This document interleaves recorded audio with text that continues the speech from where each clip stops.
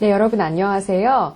이제 우리가 사회복지 정책 산출 분석의 4가지 차원을 다 배우고 이제 드디어 정책 하나하나를 보면서 그 정책 분석의 4가지 차원, 대상, 급여, 전달체계, 재원이 어떻게 이루어져 있는지를 보는 차례가 되었습니다. 오늘은 사회보험 제도 중에 국민연금과 국민건강보험을 살펴볼 거고요. 다음 시간에는 공공부조 제도를 살펴보겠습니다. 자, 그래서 여러분들 책 이제 10장을 펴보시면 되는데 10장은 사회보험 정책입니다.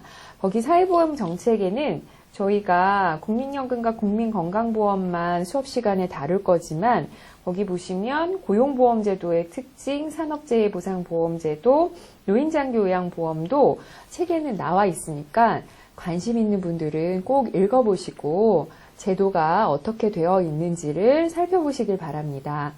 자, 먼저 국민연금 제도를 보겠습니다. 국민연금 제도에서는 우리가 이제 대상, 급여, 전달체계, 재정 이런 거를 재원을 배우는데 그 전에 국민연금 제도의 연혁을 다루려고 합니다. 이 발달 단계를 다루려고 하고요. 그다음에 대상을 배울 거고 또 급여의 종류, 급여가 어떻게 이루어져 있는지, 그다음에 급여를 산출하는 방법이 있습니다. 국민연금은 노령연금뿐만 아니라 장애연금, 유족연금 등등이 있기 때문에 그 급여가 어떻게 계산이 되는지도 아주 자세히 다룰 수는 없지만 어떤 요소를 가지고 급여를 산출하는지를 다룰 거고요. 전달체계에는 이제 보건복지부라든지 국민연금공단이라든지 이런 것들에 대해서 배울 거고, 그다음에 재정 운영 방식, 우리가 보통 국민연금 보험료를 걷어서 그거를 쌓아놓고 거기서 급여를 지출을 하는지, 보험료를 바로 급여로 지출하는지, 뭐 이런 것들을 배웁니다. 그다음에 보험료는 어떻게 산정되는지, 보험료를 얼마를 내야 하는지 이런 것들을 배우게 됩니다. 국민건강보험제도는 건강보험제도의 특징, 마찬가지로 연역을 배우고요. 대상을 구분하고 그다음에 급여의 종류를 배울 거고요. 그다음에 전달체계와 재원으로서 보험료 산정 방식을 이해하는 게 오늘의 학습 목표입니다. 자, 그러면 먼저 국민연금을 보겠습니다. 국민연금 제도는 우리가 1학기 때부터 배워서 알겠지만 현대 자본주의 경제체제에서 노동시장에서 근로소득을 통해 생계를 영위하다가 일정한 연령이 되면 퇴직을 하게 되죠. 우리가 귀속적 욕구를 할 때도 자본주의 사회에서 노동을 하리라고 예상되는 연령이 있잖아요. 그 연령이 지금 현재로서는 65세인데 그 연령이 되면 아니면 그보다 일찍 퇴직을 하고 노후에는 근로소득 없이 생계를 영위해야 합니다. 그래서 그 근로소득이 없어졌을 때 생계를 영위하기 위해서 근로할 당시에 근로자로서 보험료를 내었던 그 기여를 가지고 나중에 연금이라는 급여를 받게 되는데요. 공적연금 제도라는 것은 이제 사회보험제도를 통해서 노후소득을 보장하는 기능입니다. 여러분들이 공적연금 하면은 국민연금만 생각하기 쉬우신데요. 공무원연금도 공적연금이고요. 군인연금도 공적연금이고 그다음에 사학연금도 공적연금입니다. 그래서 공적연금 제도는 사적연금 제도인 개인연금이나 기업연금과는 달리 국가에서 관리, 운영합니다. 그게 공적연금과 사적연금의 차이죠. 자, 그래서 국민연금 제도의 주요 변천 내용을 보시면요. 처음에 1973년에 국민복지연금법을 공포한 적이 있습니다. 연금제도를 실시하려고 했다가 이래저래 석유파동, 오일쇼크라고 하죠. 오일쇼크가 와서 시행이 연기되었고요. 그 다음에 1986년에 드디어 국민연금법을 시행을 하면서 예전에 만들었던 국민복지연금법, 국법을 폐지합니다. 그리고 87년에 국민연금관리공단을 설립하고 실제로 시행은 88년부터 시작합니다. 국민연금제도를 실시를 하는데 이때 실시할 때는 사업장을 중심으로 사업장을 먼저 실시하게 됩니다. 이 사업장이라는 거는 상시근로자 10인 이상의 사업장, 부터 실시하는 거죠. 그러니까 상시 근로자가 적어도 10명은 있어야지. 임시나 뭐 파트타임이나 이런 사람들 말고 상시 근로자가 10명 이상 있는 사업장부터 실시를 합니다. 근데 우리가 근로를 하는 게 꼭 사업장에서 근로자로서만 근로하지 않잖아요. 농어촌에서 농어민으로서도 근로하고 또 도시지역에서 자영업을 함으로써도 근로를 하기 때문에 이 상시 근로자 10인 이상 사업장에서 연금제도를 실시했다고 해도 연금에 가입하지 못한 사람들이 매우 많겠죠. 가장 대표적인 예가 농어촌 지역입니다. 그래서 1995년에는 농어촌 지역까지 연금을 확대 적용했고요. 그리고 99년에는 도시 지역에 있는 근로자가 아닌 자영업자나 프리랜서나 이런 사람들도 연금에 가입할 수 있도록 되어 있습니다. 그래서 99년이 되면 이제 전국민 연금 가입이 가능해지는 그런 때가 되죠. 그리고 2006년에는 이제 사업장도 적용 범위를 근로자 1인 이상 사업장 전체까지 확대를 하고요.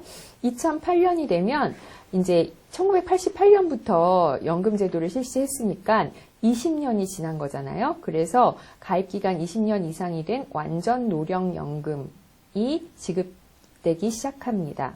그리고 2009년에는 국민연금과 아까 봤던 공무원연금, 군인연금, 사학연금, 또 우체국 별정직 연금이 있어요. 그 4개 직영연금의 가입을 연계하는 사업. 예를 들어 내가 회사를 다니다가 공무원이 됐다.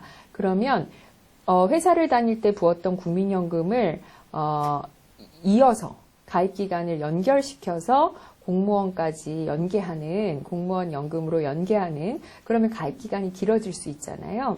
그래서 그렇게 하는 사업을 시행을 했습니다.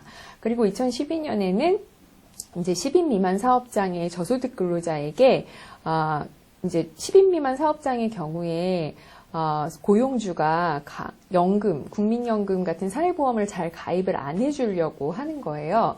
그러니까 두루누리 사업을 통해서 국민연금 보험료를 지원해주는 사업을 시행하게 되고요. 2016년부터는 구직급여 수급자를 대상으로 실업 크레딧을 시행합니다. 나중에 실업 크레딧은 다시 설명하도록 하겠습니다. 자, 이렇게 국민연금 제도가 도입부터 지금까지 변천이 되어 왔고요. 자, 그럼 먼저 국민연금의 분석의 4가지 차원 중에 첫 번째 대상에 대해서 공부를 하도록 하겠습니다. 대상은요, 국내에 거주하는 18세 이상 60세 미만의 대한민국 국민입니다. 자, 대한민국 국민이면 다 들을 수 있는데 일단은 소득이 있어야지 보험료를 낼 수 있겠죠. 그래서 그 가입자들을 종류를 구분을 하면 사업장인데 제가 오타가 났네요. 사업장 가입자, 지역 가입자, 임의 가입자, 임의 계속 가입자 이렇게 있습니다. 그래서 납부 예외 이런 사람들은 이제 다 가입을 할 수 있는데 이 각각에 대해서 다시 설명을 할 수 있도록 뒤에서 설명을 하도록 하겠습니다. 자, 그런데 우리가 직장을 다니다가 그만둘 수도 있고 백수가 될 수도 있잖아요. 그런 경우에 그 백수가 되었거나 사실은 사업장에서 나오게 되면 지역가입을 할 수 있는데 당장 버는 돈이 없으니까 지역가입을 못할 수도 있어요. 그래서 사업장 가입자나 지역가입자 중에서 연금보험료를 납부할 수 없는 사유가 있을 때 예를 들어 여러분들도 마찬가지예요. 여러분들도 지금 2학년이니까 여러분들이 만 20세 정도 됐잖아요. 그러면 국내에 거주하는 18세 이상이기 때문에 당연히 국민연금 가입 대상자가 됩니다. 그런데 재학하고 있기 때문에 대학에 재학 중이기 때문에 돈을 못 벌잖아요. 그런 경우에는 이제 납부 예외가 자동적으로 됩니다. 그래서 병역의 의무를 수행하거나 재학 중이거나 아니면 교도소에 수용됐거나 생방불명이거나 재해나 사고 때문에 소득이 감소되거나 소득이 있는 업무에 종사하지 않을 경우에는 납부 예외 신청을 할 수 있는데 그 외의 사람들은 다 사업장 가입자나 지역 가입자나 임의 가입자나 임의 계속 가입자가 될 수 있는 것입니다. 자, 그러면 사업장 가입자가 어떤 사람들인지 볼까요? 자, 먼저 국민연금에 가입된 사업장이라고 하면은 이제 회사, 여러분들이 간단히 말하면 회사 아니면 직장 이런 거겠죠. 사업장에 18세 이상 60세 미만의 사용자 및 근로자가 사업장 가입자입니다. 그런데 사업장이 만약에 공무원이거나 군대거나 아니면 학교일 경우에는, 그리고 우체국일 경우에는 여기에서 제외가 됩니다. 그리고 또 제외되는 사람이 누구냐면 국민기초생활보장수급자, 그 다음에 일용근로자, 그리고 1개월 미만의 기간을 정하여 사용되는 근로자. 그러니까 계속해서 근로하는 게 아니라 1개월만 근로하기로 되어 있는 사람, 이런 사람들은 계속해서 보험료를 내기가 어렵기 때문에 사업장 가입자의 적용 대상자이지만 제외가 됩니다. 그럼 지역가입자는 누구냐? 국내에 거주하는 18세 이상 60세 미만의 국민으로서 사업장 가입자가 아닌 사람은 다 지역가입자가 됩니다. 그래서 내가 회사에 고용되어 있지 않고 18세 이상 60세 미만에 해당된다. 그리고 돈을 번다. 그럼 당연히 지역가입을 해야 됩니다. 그리고 이 제외되는 사람들이 있는데, 다른 공적연금 수급권자, 예를 들어 내가 공무원연금을 받고 있다거나 그쵸. 공무원연금을 받다가 60세 이전에 퇴직해서 58세, 59세인데 공무원연금을 받고 있다라고 하면 사실은 여기에 해당이 되지만 공적연금을 수급하고 있기 때문에 제외가 되고요. 그 다음에 국민기초생활보장 수급권자 중에 생계급여 또는 의료급여 수급자, 그리고 소득활동에 종사하지 않는 사업장 가입자의 배우자. 예. 여기서 소득활동에 종사하지 않는 배우자를 수식하는 거죠. 그러니까 사업장 가입자의 소득활동에 종사하지 않는 배우자는 가입에서 제외됩니다. 그러니까 전업주부 같은 경우에 여기에 해당이 되지만 국내에 거주하는 18세 이상 60세 미만 국민으로서 사업장 가입자가 아닌 사람이 해당되지만 사업장 가입자의 전업주부 배우자는 해당이 되지 않습니다. 그래서 제외될 수 있고요. 그 다음에 보험료를 납부한 사실이 없고 소득활동에 종사하지 않는 27세 미만인 자. 이 사람들은 대부분 어떤 사람들일까요? 예, 거의 대학생들이겠죠. 그래서 대학생들도 원래는 18세 이상 60세 미만의 국민으로서 사업장 가입자가 아닌 사람이지만 보험료를 납부한 사실이 없고 소득활동에 종사하지 않고 있기 때문에 27세 미만으로서 제외가 됩니다. 그럼 임의가입자와 임의계속가입자는 뭘까요? 사업장 가입자와 지역 가입자가 아닌 사람들 중에서 내가 국민연금에 가입하고 싶어서 60세 이전에 가입 신청한 사람입니다. 그러니까 여기 제외되는 사람들 중에서도 내가 사업장 가입자, 지역 가입자는 굳이 들지 않아도 되지만, 예를 들어 전업주부 같은 경우에 내가 노후의 소득을 내 연금 수급권으로 보장을 받겠다라고 하면 이미 가입을 할 수 있는 거예요. 그래서 가입을 할 수 있습니다. 그래서 그 대신에 나이가 60세 이전이어야 되고요. 그 다음에 이미 계속 가입자는 뭐냐면 1개월 이상 가입 기간이 있는 가입자 또는 가입자였던 사람 중에서 60세가 되었는데, 자, 가입 기간이 부족하다는 말. 가입 기간은 뭐냐면 총 보험료를 낸 기간이거든요.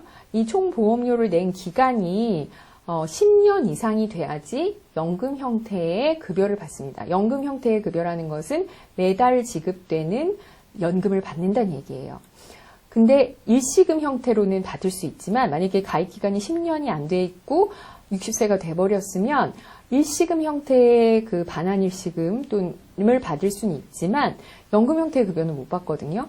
근데 예를 들어서 내가 전업주부를 살다가 국민연금을 가입을 좀 늦게 했어요. 예를 들어 53세에 했어요. 53세 했으면 60세까지 7년을 열심히 부었는데 3년만 더 부으면 앞으로 죽을 때까지 매달 연금이 나오는데, 그 3년이 모자라서 내가 연금을 못 받고 일시금을 받고 만다라고 하면 아깝잖아요. 그러니까 그럴 경우에는 이미 계속 가입자가 되는 겁니다. 왜냐하면 내가 60세가 돼버렸기 때문에 이런 거죠. 1개월 이상 가입 기간 있는 가입자 또는 가입자였던 사람 중에서 60세가 되어서 이미 가입도 못하는 거예요.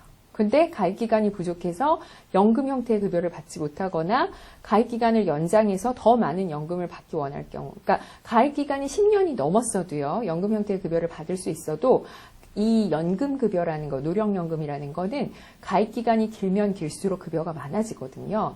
그러니까 내가 60세가 됐지만 나는 한 65세까지 더 부어서 연금급여를 늘리겠다라는 사람도 있을 거 아니에요. 요즘같이 수명이 연장된 100세까지 사는 시대에 그냥 일시금으로 받고 한 3, 40년을 연금 없이 산다고 하면 얼마나, 그리고 연금을 조금만 받고 산다고 하면 얼마나 노후소득이 불안하겠어요. 그래서 가입 기간을 더 연장해서 더 많은 연금을 받기 원할 경우에 65세까지 부을 수 있습니다. 그러니까 내가 예를 들어 내가 30세부터 연금을 붓기 시작했는데 60세가 됐어요. 30년을 부어서 노령연금이 나오긴 나오지만 내가 5년을 더 부어서 급여액을 좀 늘려서 받겠다라고 하면 이미 계속 가입자가 되는 것입니다. 그러니까 계속자가 붙느냐 안 붙느냐는 바로 60세가 넘었느냐 안 넘었느냐의 차이겠죠. 자, 그러면 가입자 종류가 정리가 되시나요? 사업장 가입자, 지역 가입자, 임의 가입자, 임의 계속 가입자. 그러니까 임의자가 붙으면 가입을 해도 되고 안 해도 되는 가입자고요. 사업장 가입자나 지역 가입자가 붙으면 제외되는 경우를 빼고는 다 가입해야 되는 것입니다.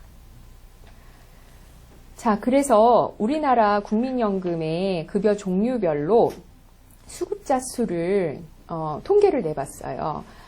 이 연금의 종류는 나중에 배울 건데 우리나라 전체 국민 중에 작년 기준으로 수급자 수가 479만 4,376명입니다.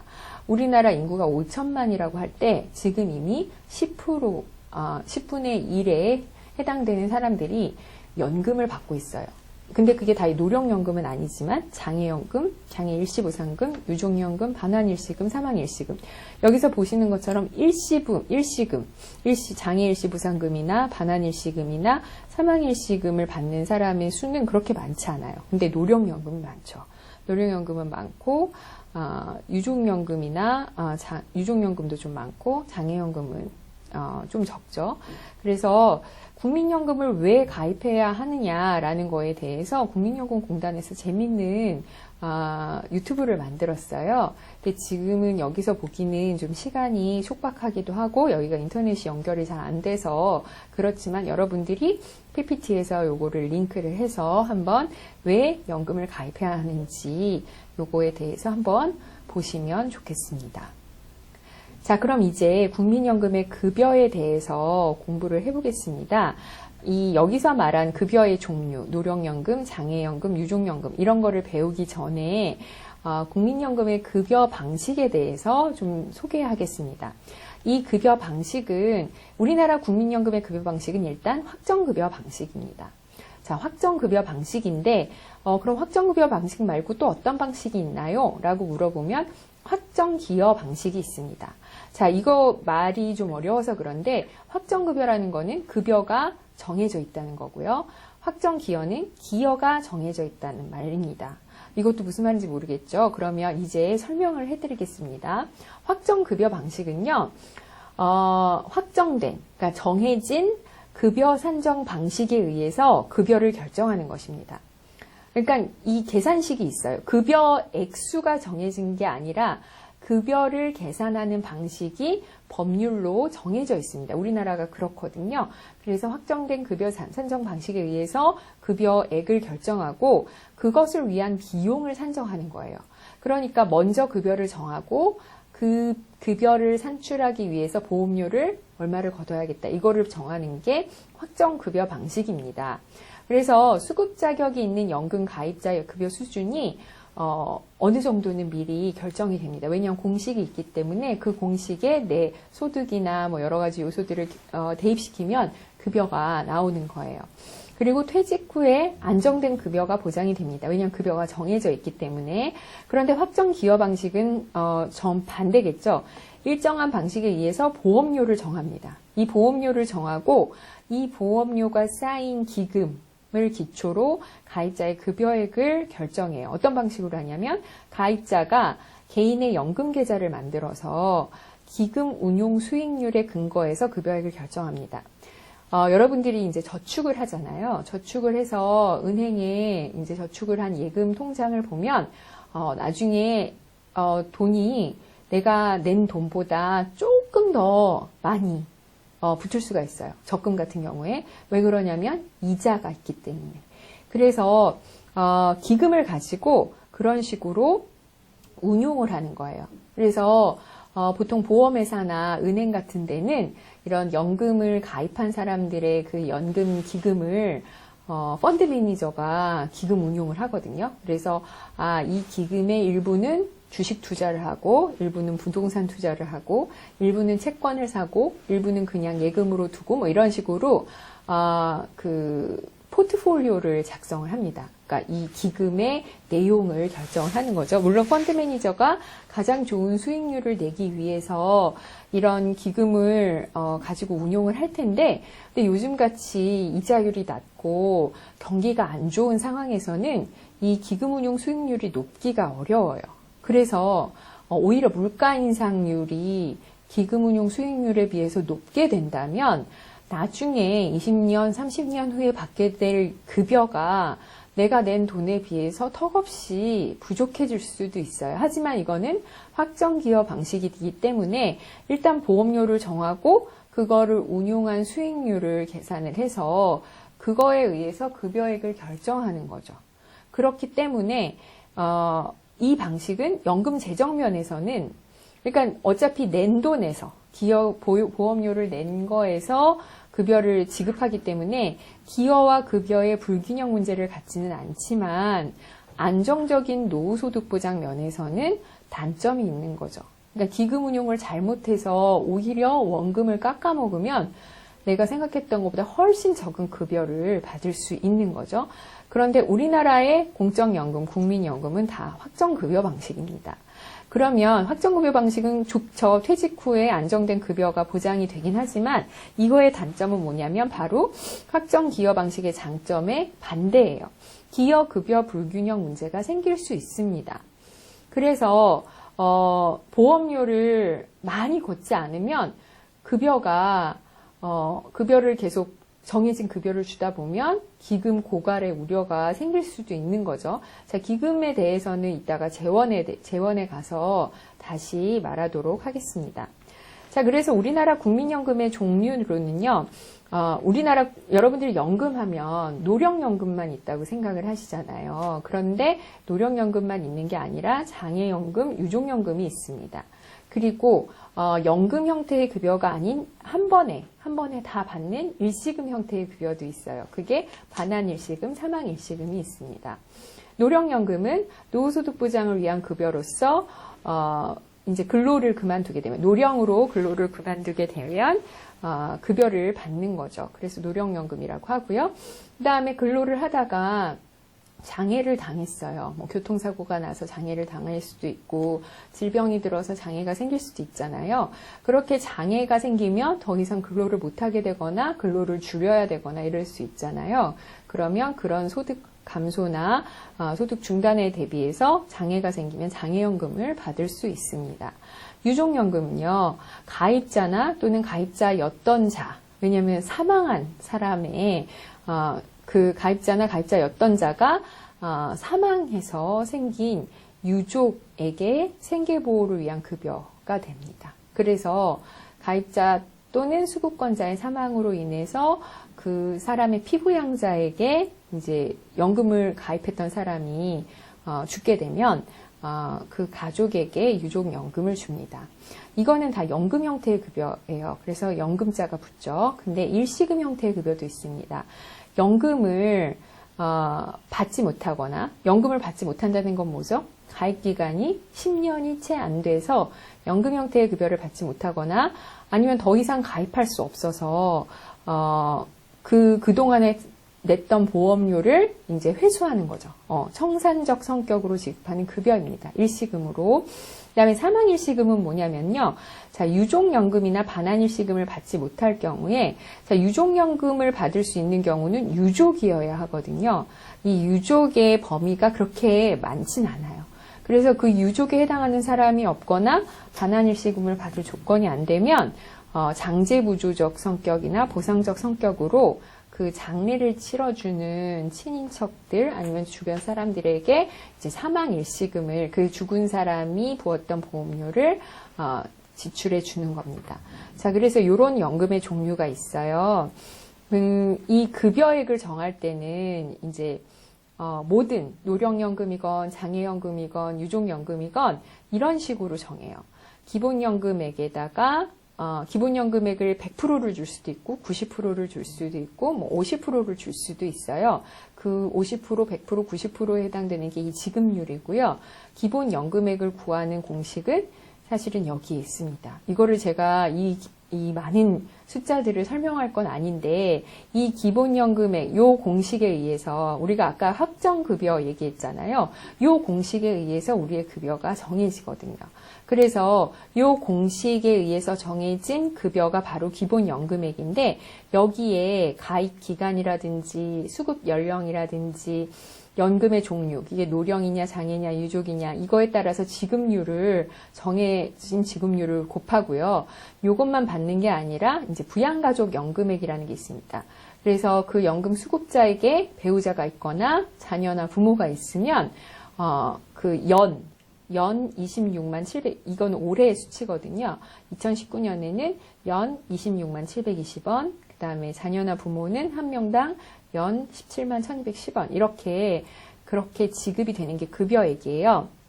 그래서 기본연금액은 연금액 산정의 기초가 되며 가입자 전체의 소득, 가입자 본인의 소득, 가입 기간에 따라서 산정이 됩니다. 부양가족연금액은요, 수급권자의 배우자, 자녀 또는 부모로서 수급권자에 의해 생계를 유지하고 있는 자. 그러니까 여러분이 만약에 부모님이 연금 수급권자인데 여러분이 돈을 벌고 있다. 그러면 요거는 여러분 몫의 부양가족연금액은 없는 거예요. 그러니까 그러니까 자녀 또는 부모로서 수급권자에 의해 생계를 유지하고 있는 자에게 지급하는 가족수당 성격의 부가급여고요. 이 급여액은 항상 소비자 물가 변동률을 반영해서 연금액의 실질 가치를 보장합니다. 그래서 아무리 후에 받아도 물가 인상률, 소비자 물가 변동률 이런 것들을 반영하게 되는 거죠. 그래서 급여액이 왜냐하면 현재 100만 원의 가치와 한 20년 후에 100만 원의 가치는 매우 다르잖아요. 그래서 그거를 반영해서 그래서 현재 100만 원의 가치는 오히려 20년 후는 한 150만 원, 200만 원이 될 수도 있으니까 그런 걸 반영했다는 거는 그만큼 급여가 그 인상률을 반영해서 늘어났다는 거거든요. 그래서 그렇게 주게 됩니다. 자, 여기 보시는 것처럼 기본연금의 계산식은 매우 복잡해요.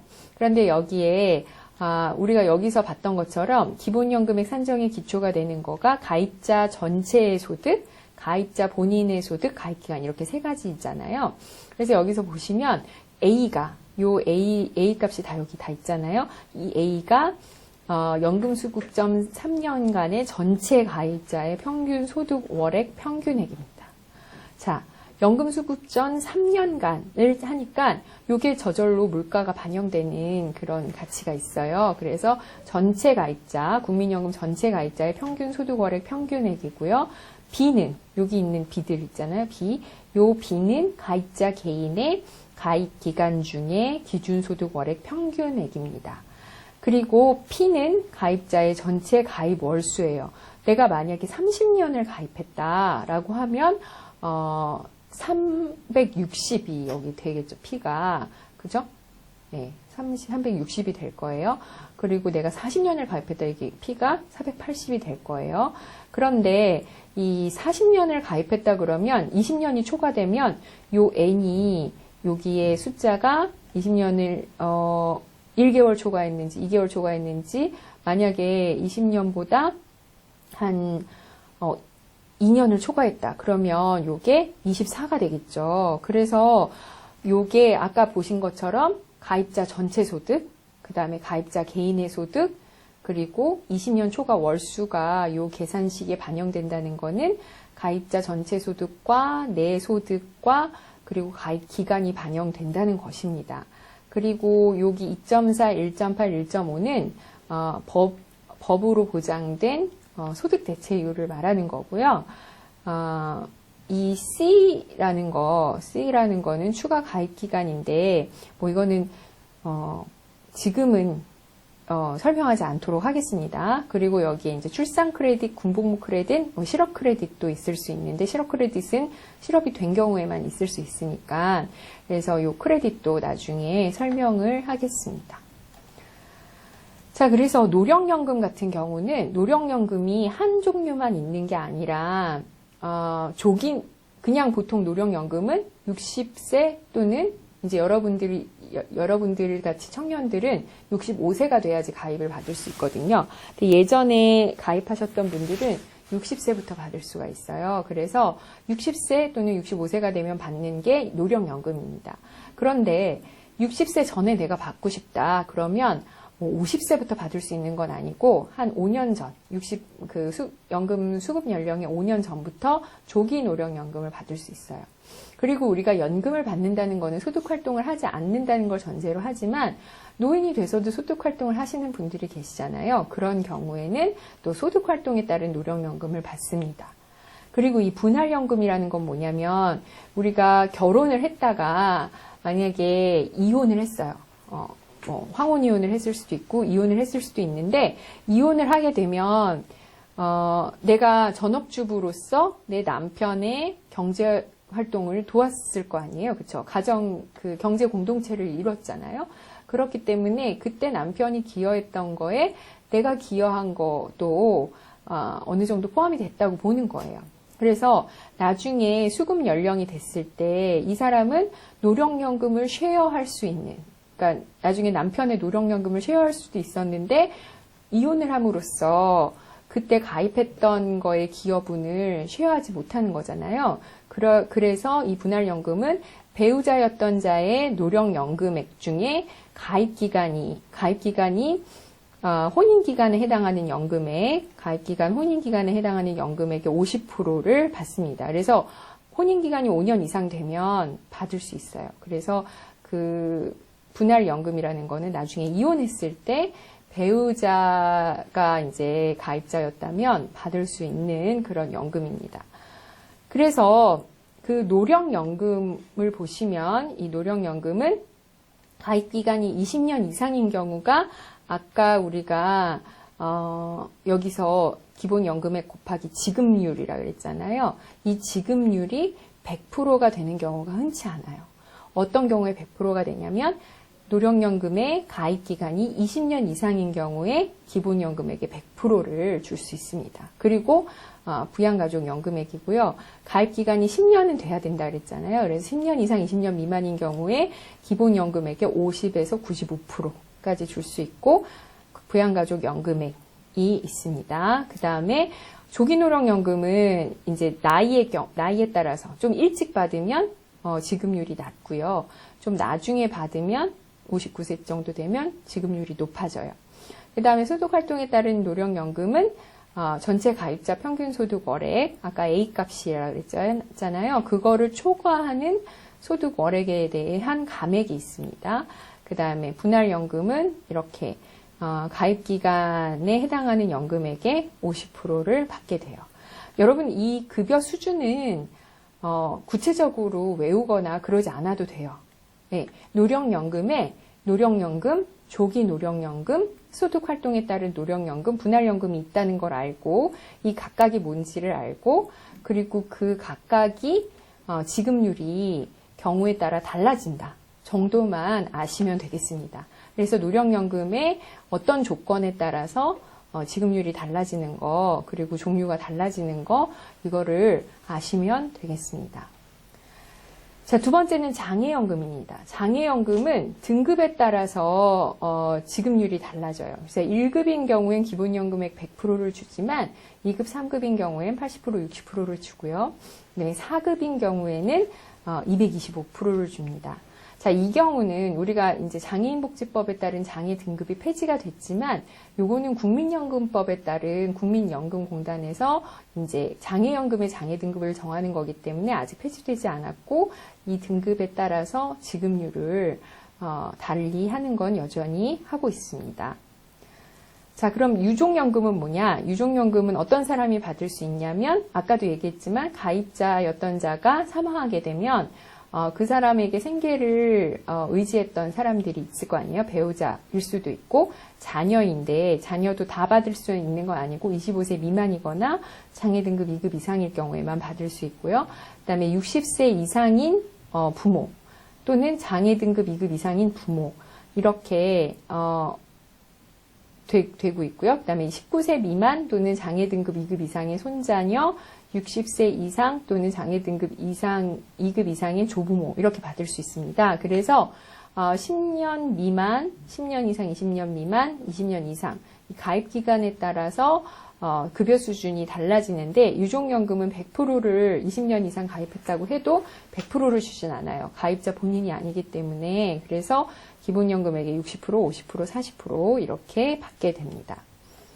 그리고 반환일시금은 60세에 도달을 했는데 아까 보신 것처럼 가입자는 60세 미만이어야 되거든요. 60세 미만이어야 가입할 수 있는데 60세에 도달했지만 사망을 하거나 해외로 이민을 가거나 국적을 상실하거나 국외 이주하거나 이렇게 되면 국민연금에 더 이상 가입할 수 없게 됐지만 연금 수급 요건을 채우지 못해서 그동안 납부한 보험료를 이제 반환받는 거예요. 그래서 거기에다가 이자를 더해서 일시금으로 지급하는 급여를 반환일시금이라고 합니다. 그다음에 사망일시금은 가입자나 가입자였던 사람이 사망했지만 아까 보셨던 그 유족 있잖아요. 배우자거나 25세 미만인 자녀 또는 장애 등급 2급 이상인 자녀 또 부모도 연령 조건이 있었고요. 그런 사람이 없어서 그러니까 자녀가 있어도 다 25세가 넘을 수도 있잖아요. 그러면 이제 유족연금이나 반환일시금을 지급받을 수 있는 사람이 없는 거예요. 그런 경우에는 더 넓은 범위의 유족에게 지급하는 장제부조적 보상적 성격의 급여를 사망일시금이라고 합니다. 자, 그럼 이제 국민연금의 전달체계에 대해서 공부를 하겠습니다. 전달체계는요, 일단 이 제도를 관장하는 기관은 보건복지부 장관, 보건복지부입니다. 중앙행정기관, 중앙부서, 중앙정부에서 관장을 하죠. 그래서 국민연금 제도의 연금급여가 안정적 지속적으로 지급되도록 필요한 시책을 수립 시행합니다. 그리고 국민연금공단이 이 제도를 운영을 합니다.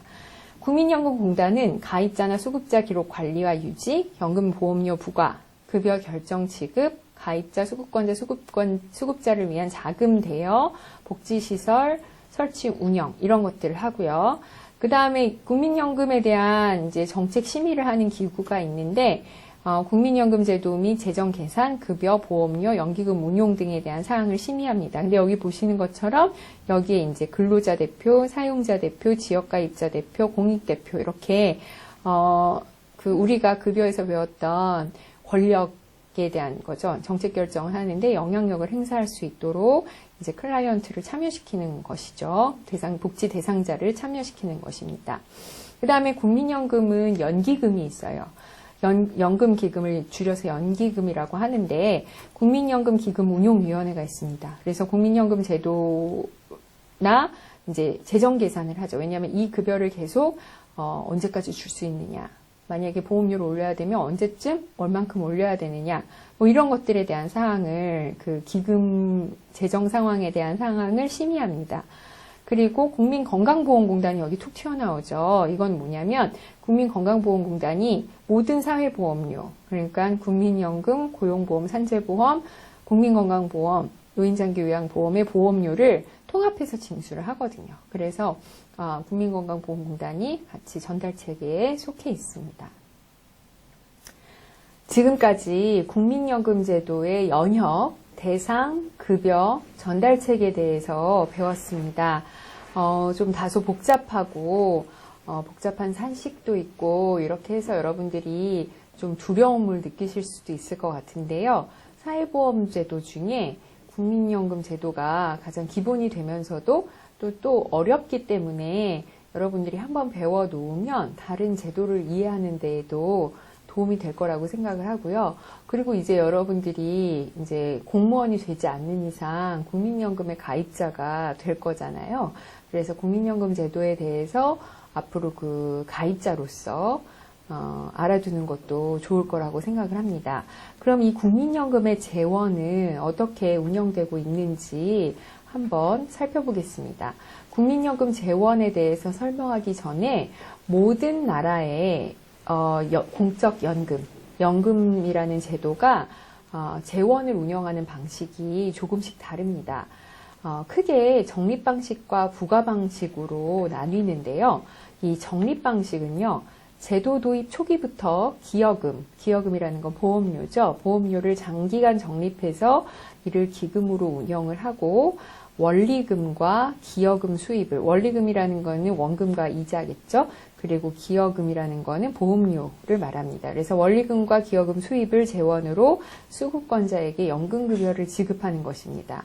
그래서 적립 방식은 이제 적립한 기금에서 급여를 지출을 하는 거예요. 상대적으로 안정적인 운영이 가능하죠. 근데 이 기금이 얼만큼 계속 쌓여 있을지에 대한 장기적 예측이 어렵고, 만약에 인플레이션이 확 높아지면, 인플레이션 증가율이 높으면, 인플레이션이 높아지면 그런 급여도 확 높아지기 때문에, 그리고 기여금도 어떻게 될지 모르기 때문에 경제사회적 변화에 취약하다는 단점이 있습니다. 그러면 적립 방식이 아닌 부과 방식은 어떤 방식이냐? 이거는 뭐냐면 보험료를 쌓아두지 않아요. 적립해두지 않고 매년 전체 가입자가 낸 보험료로 그 해에 지급해야 할 연금급여를 충당하는 것입니다. 그러니까 그 해에 근로를 하는 모든 사업장가입자, 지역가입자가 낸 보험료를 그 해에 노인들에게 또는 장애연금 수급자들에게 연금을 주는 거예요. 그래서 당연히 현재 근로세대가 지금의 노인세대에게 바로 급여를 주기 때문에 세대 간 재분배 효과가 상대적으로 큽니다. 그리고 현재의 보험료를 그대로 바로 지출을 하기 때문에 인플레이션으로 인한 영향이 크진 않지만, 만약에 인구 고령화가 심해지면 젊은 세대의 부담이 증가하고 재정 운영이 불안정해집니다. 그러니까 예를 들어 지금의 근로세대가 낼 수 있는 보험료가 많지 않은데 인구는 고령화되어 있어서 연금을 받아야 될 인구가 많으면 그만큼 지금 보험료를 내는 세대에게 부담이 되겠죠. 근데 이미 서구의 국가들은 연금 제도를 운영한 지 오래됐기 때문에 이미 기금이 고갈돼서 부가 방식으로 운영하는 국가들도 매우 많이 있습니다. 그래서 우리나라는 지금 현재로선 적립 방식으로 운영이 되고 있지만 적립 방식으로 못 박아두질 않았기 때문에 우리나라의 연금 재정 방식은 부분 적립 방식이라고 할 수 있습니다. 가입자들로부터 보험료를 받아서 기금을 형성하고 운용이익 등을 연금 지급에 사용해요. 그래서 지금은 기금을 계속 가지고 있어요. 그렇지만 미래 연금 지급액을 완전하게 적립하진 않습니다. 앞으로 향후 30년, 50년 지금 이 연금 기금이 고갈될 것이다 이렇게 얘기하는 거는 바로 이런 방식 때문에 그래요. 우리나라가 부분 적립 방식으로 운영이 되기 때문에 미래 노인 세대에게 지급할 급여까지 다 기금으로 쌓아놓고 있지는 않다는 거예요. 그러면 연금기금 고갈되면 우리 연금 못 받나요? 라고 하지만 그렇진 않아요. 왜냐하면 부가 방식으로 전환을 할 수 있습니다.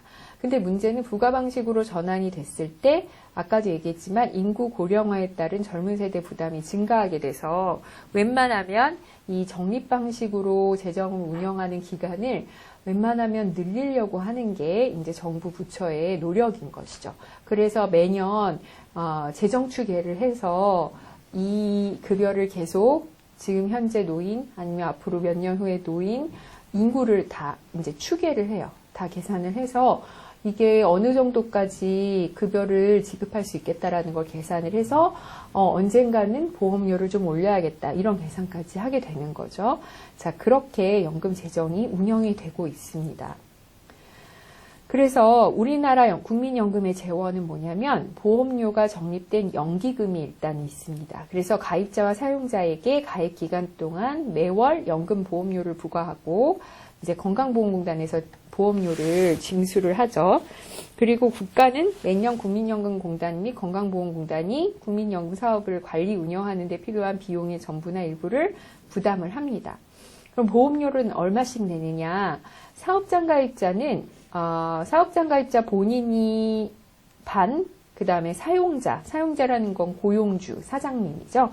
고용주가 반 이렇게 돼요. 그래서 각각 기준 소득 월액에 보통 소득이라고 생각하시면 됩니다. 월급의 4.5%에 해당하는 금액을 내요. 그러면 지역가입자, 임의가입자, 임의계속가입자는 사장님이 없잖아요. 그렇지. 나를 고용해준 고용주가 없으니까 이 4.5, 4.5 합한 9%를 보험료로 내는 것입니다. 그래서 사업장 가입자는 보험료를 사용자와 함께 부담하기 때문에 지역 가입자에 비해서 연금료, 보험료 부담이 감소돼요. 그래서 웬만한 이제 1인 이상 고용한 사업장은 사실은 사업장 가입자가 되는 게 좋아요. 근로자에게는. 왜냐면 사업주가 내주니까 보험료를. 그렇고요. 그러면 여기까지 이제 국민연금에 대해서는 다 배웠어요. 대상, 급여, 전달체계, 재원에 대해서 다 배웠고 이제 국민건강보험에 대해서 공부를 해보도록 하겠습니다. 여러분 건강보험, 의료보험 이렇게 많이 하잖아요. 우리가 의료보험이라는 말도 쓰고 건강보험이라는 말도 써요. 옛날에는 이 국민건강보험이 명칭이 의료보험이었거든요. 그래서 의료보험이라는 말도 많이 씁니다. 이 국민건강보험은 뭐냐면 질병이나 부상으로 인해 발생한 고액의 진료비가 가계에 과도한 부담이 되는 경우가 있을 거 아니에요. 예를 들어 암 수술을 했다, 무슨 큰 수술을 했다 그러면 그 진료비 또 수술비 이런 것들이 큰 부담이 돼요. 그래서 국민들이 평소에 보험료를 조금씩 내고 이제 보험 가입자는 국민이지만 보험자가 국민건강보험공단, 국가죠. 그래서 국가가 이를 관리 운영하다가 필요한 경우에 뭐 진료를 받아야 되거나 수술을 받아야 되거나 치료를 받아야 되거나 또 약을 구입해야 되거나 이럴 때는 보험급여를 제공을 합니다. 그래서 국민 상호 간 위험을 분담하고 필요한 의료 서비스를 받을 수 있도록 하는 사회보장 제도인데 이렇게 건강보험, 사회보험의 형태로 의료 보장 제도를 운영하는 국가도 있지만 영국처럼 국민보건 서비스 방식의 의료 보장 제도도 있어요. 이건 뭐냐면 보험료를 걷지 않고 정부가 일반 조세를 재원으로 해서 무상으로 의료 서비스를 제공을 하는 겁니다.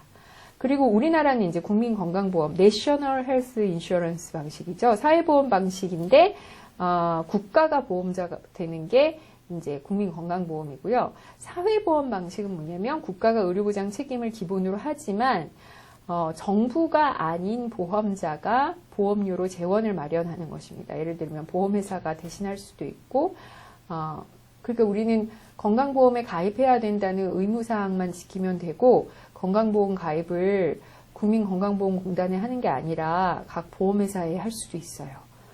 그런 식으로 하는 데도 있어요. 그래서 건강보험의 특징이 뭐냐면 아까 국민연금 같은 경우는 보험료도 가입자 기준소득 월액의 몇 프로 이렇게 내고 급여도 자기소득, 전체소득 이런 식으로 계산을 했지만 어쨌든 자기의 소득이 어느 정도 비례하는 정도로 급여를 받잖아요.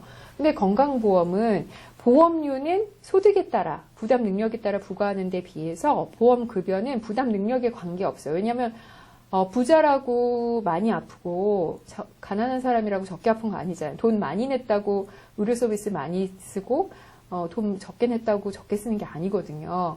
그래서 보험료는 부담 능력에 따라 부과하는 데 비해서 보험급여는 부담 능력에 관계없이 욕구에 따라서 보장을 합니다. 하지만 민간보험은 보장의 범위나 질병 위험의 정도나 계약 내용에 따라서 보험료가 다 달라지죠. 그렇게 되는 게 이제 민간보험과 사회보험의 차이입니다. 자, 그러면 국민건강보험의 연혁을 한번 살펴보겠습니다. 여러분들 책을 보시면 이제 제가 이제 쭉 글로 써놨는데 그거를 좀 요약을 하면 63년 의료보험법이 제정이 됐으나 강제 적용 규정이 없어서 자, 강제 적용 규정이 없다는 거는 보험료를 누구나 내야 되잖아요. 보험료를 내야지 이제 제도가 운영이 되는 건데 보험료를 내야 한다라는 강제 적용 규정이 없었어요. 그러니까 누가 보험을 가입을 하겠어요. 보험료를 내야 되는데 그래서 법만 있었어요. 그런데 76년에 의료보험법을 개정하면서 77년부터 아까 국민연금은 10인 이상 가입자부터 그랬잖아요. 1988년에 그보다 10년 전에는 500인 이상 사업장 근로자를 대상으로 의료보험 제도를 실시했습니다. 그때는 공무원과 사립학교 교직원은 별도의 의료보험법을 제정해서 시행을 했어요. 그러니까 지금은 공무원이나 사립학교 교직원이나 다 국민건강보험에 가입해 있지만 그때는 각기 다른 의료보험에 가입을 했었습니다. 그리고 아까 국민연금도 이제 사업장 범위를 확대해 나가거나 농어촌, 도시지역 자영자까지 확대한 것처럼 의료보험도 적용 대상을 확대해 나가면서 88년에는 농어촌 주민 대상 지역의료보험을 실시를 했고요. 89년에는 도시지역 자영자를 대상으로 의료보험을 실시합니다. 그래서 전국민 의료보험 제도를 확립해요.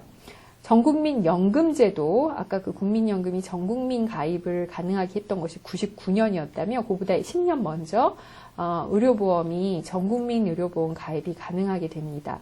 그런데 계속 제가 이제 의료보험이라는 말을 쓰잖아요. 옛날에는 의료보험이었어요. 그런데 지금은 우리가 공식적인 제도 명칭이 국민건강보험입니다.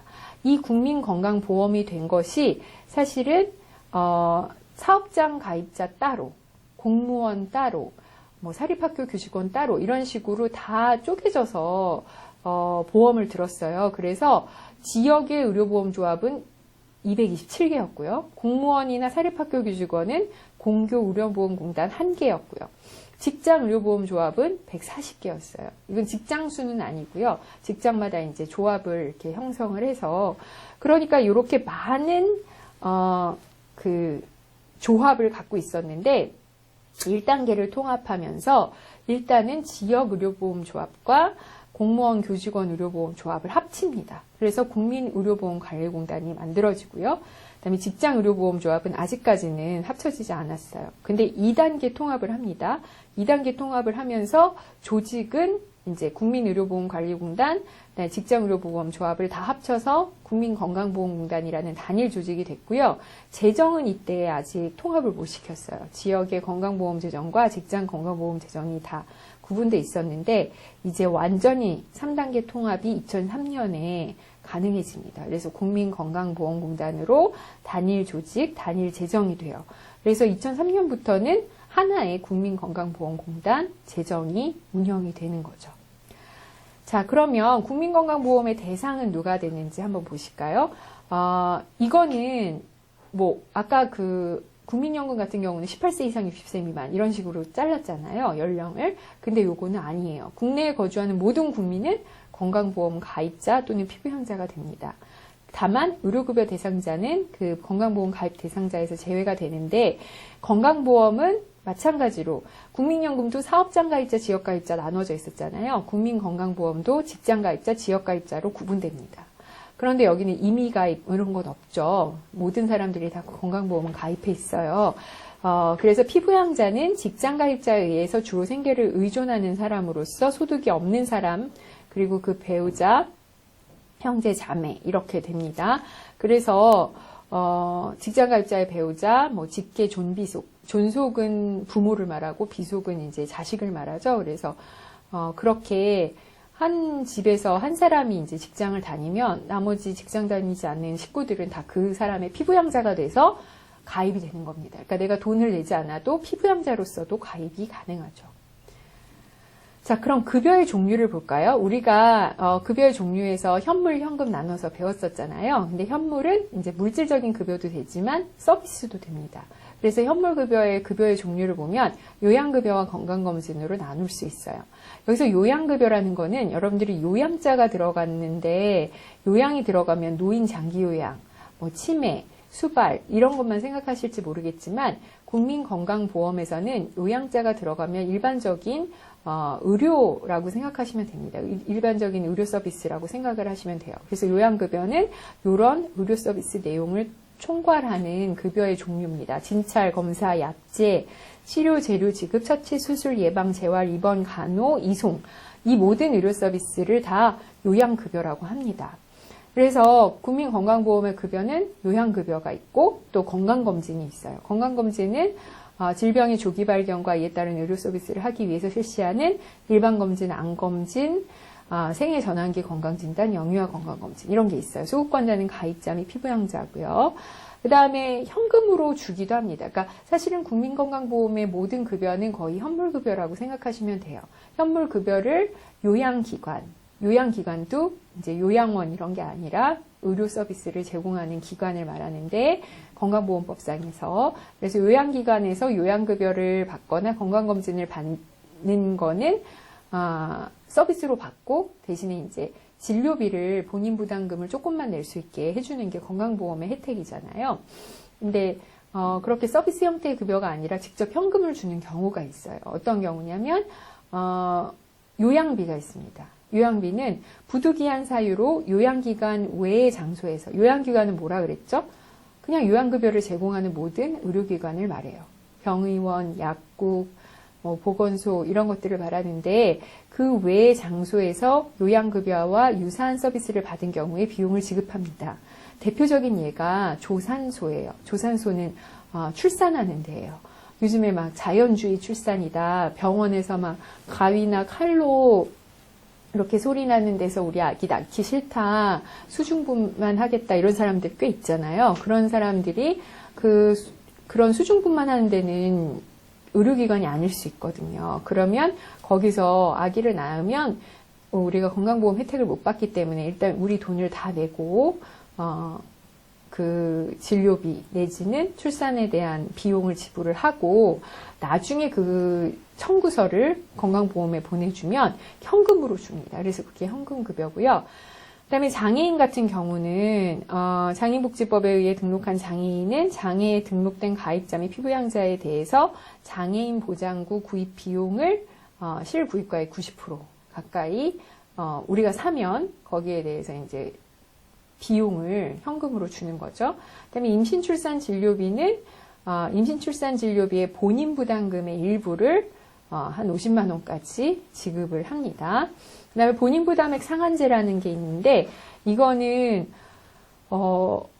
본인 부담금을 어쨌든 우리가 의료 서비스를 이용해서 건강보험 혜택을 한다고 해도 본인 부담금이라는 게 있어요. 그런데 그 본인 부담금이 병원을 많이 이용했거나 아니면 좀 비싼 종류의 치료나 수술을 받았을 경우에는 본인 부담금이 매우 커질 수 있죠. 높아질 수 있죠. 그래서 저소득층의 경우는 본인 부담액이 일정 수준을 넘어가면 그 상한액을 정해줘서 그 상한액을 초과하는 경우에 초과 금액을 환자에게 돌려주는, 그러니까 현금으로 주는 그런 제도가 있습니다. 이런 게 바로 현금급여에 해당한다고 볼 수 있어요. 자, 그러면 국민건강보험의 전달체계를 보시겠습니다. 국민건강보험의 전달체계 보시면 아까 국민연금도 보건복지부가 이제 관장을 했잖아요. 국민건강보험도 보건복지부가 관장을 해요. 근데 제도를 운영하는 것은 국민건강보험공단이죠. 자, 국민건강보험공단 이렇게 중앙에서 그림상으로 중앙에서 이렇게 제도를 운영하고 있죠. 보건복지부는 정책을 결정하는 기능을 합니다. 그래서 그거를 이제 내려보내면 국민건강보험공단이 하는 일이 뭐냐면 자격관리, 보험료 부과징수, 요양급여 비용 지급, 요양급여 비용, 급여관리, 건강검진 이런 것들을 하게 됩니다. 그래서 보험 가입자는 국민건강보험공단에 보험료를 내고 그 다음에 보험급여를 그러니까 우리가 이제 의료 서비스를 받는 건 요양기관에서 받는 거죠. 그래서 보험 가입자는 요양기관에서 의료 서비스를 받고 우리들은 본인 부담금 일부를 요양기관에 내고 그리고 나머지는 이제 국민건강보험공단에서 해주는 거죠. 근데 현금급여 같은 경우는 직접 이렇게 보험 가입자에게 주기도 합니다. 그러면 우리가 받은 의료 서비스에 대한 가격을 일부는 우리가 본인 부담금을 통해서 내지만 요양기관은 나머지 돈을 어디서 받을까요?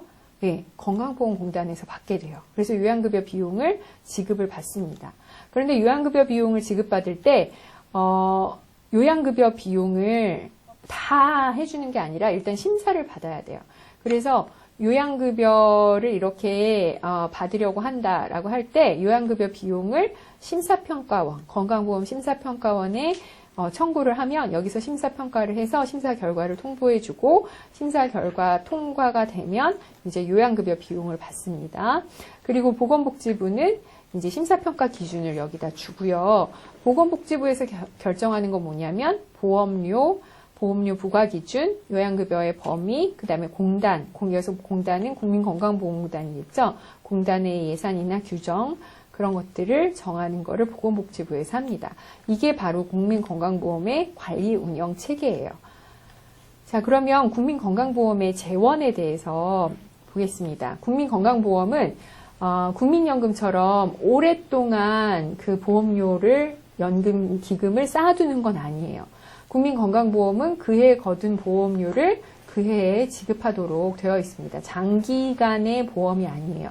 그래서 재원은 어떻게 되냐면 보험료 수입과 그 다음에 정부에서 예산을 통해서 국고에서 또는 기금에서 건강보험에 예산을 지원을 해요. 그리고 기타 수입이 있는데, 자, 보험료는 어떻게 걷느냐. 이거는 직장가입자와 지역가입자의 보험료 산정 방식이 달라요. 국민연금의 경우는 보험료율은 똑같았어요. 단지 지역가입자는 그 직장가입자 또는 사업장가입자의 보험료의 2배를 냈다는 것만 다른데, 여기 건강보험은 직장가입자와 지역가입자의 보험료 산정 방식이 아예 다릅니다. 지역가입자는 아시는 것처럼 자영업자나 아니면 프리랜서나 이런 사람들이기 때문에 일정한 소득이 있을 수도 있지만 없을 수도 있고요. 그 소득을 자기가 신고하기 나름이에요. 그래서 그냥 매달 받는 수입을 정하는 게 아니라 소득과 재산을 가지고 보험료 부과 점수라는 게 계산이 됩니다. 표가 있어요. 그래서 이 표에 따라서 보험료 부과 점수가 나오고 이게 뭐 100점이 나왔다. 그러면 100 곱하기 189.7원 이렇게 하는 거죠. 그러면 이 사람은 18,900원을 내면 되는 거고요. 만약에 1000점이 나왔다. 그러면 189,700원을 내면 되는 겁니다. 그래서 요거는 이제 2019년에 해당되는 숫자고요. 그럼 직장가입자는 어떻게 되느냐? 직장가입자는 보통 이제 월급에다가 몇 프로를 곱하는 거죠. 근데 보수월액 보험료와 소득월액 보험료를 냅니다. 근데 소득월액 보험료는 낼 수 있는 사람만 내요. 어떤 경우에 소득월액 보험료를 내냐면 그 월급 외에 내가 건물주라서 회사는 다니지만 건물주라서 건물에서 임대소득이 뭐 한 연 1억이 나온다. 그런 사람들이 이렇게 내는 거예요. 그래서 연에 월급 외에 얻는 소득, 뭐 주식이나 주식 배당금도 그럴 수 있고요. 뭐 임대소득도 있을 수 있고요. 아니면은 예금을 많이 해가지고 이자소득이 있을 수도 있는 그런 사람들. 그러니까 월급 외 소득이 연간 3,400만 원이 넘는 사람 같은 경우는 보수월액 보험료 외에도 소득월액 보험료를 내야 됩니다. 그럴 수 있죠. 우리가 같은 회사를 다니고 같은 직급 대리예요. 근데 내 옆에 대리는 아버지가 회사 사장이에요. 그래서 이 회사 건물이 자기 거예요. 그러면 내가 같은 월급을 받고 있지만 같은 보험료를 내는 건 좀 억울하겠죠. 그래서 그렇게 보수 외에 소득이 있는 사람들에게는 보수월액 보험료 외에 소득월액 보험료도 직장 가입자라도 내게 됩니다. 그래서 보수월액 보험료는 보수월액에다가 보험료율을 곱하고 마찬가지 직장 가입자는 고용주가 반을 내주니까 여기다 2분의 1을 곱한 그 액수가 월 보험료고요. 소득월액 보험료는 소득월액이 대통령령으로 정하는 금액이 올해는 뭐 3,400만 원인가 막 이럴 거예요. 그래서 연간 보수의 소득이 만약에 8천만 원이다.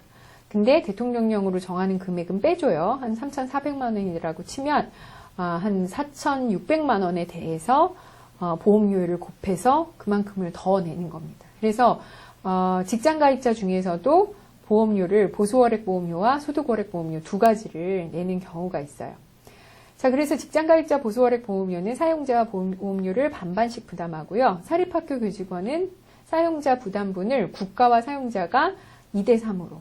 그러니까 여기 보시면 여기 근로자는 6.46%를 내는데 가입자 부담이 3.23%씩 내고요. 공무원은 6.46%를 내는데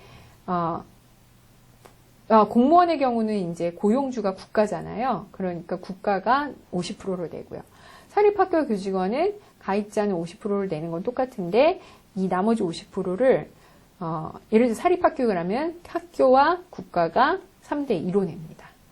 그래서 이 보험료가 일단 국민건강보험의 주요한 재원이고 정부 지원금은 보험료 수입의 20%에 상당하는 금액입니다. 그러니까 만약에 올해 보험료 수입이 한 1조다라고 하면 한 2천억 정도는 1조는 안 되겠네요.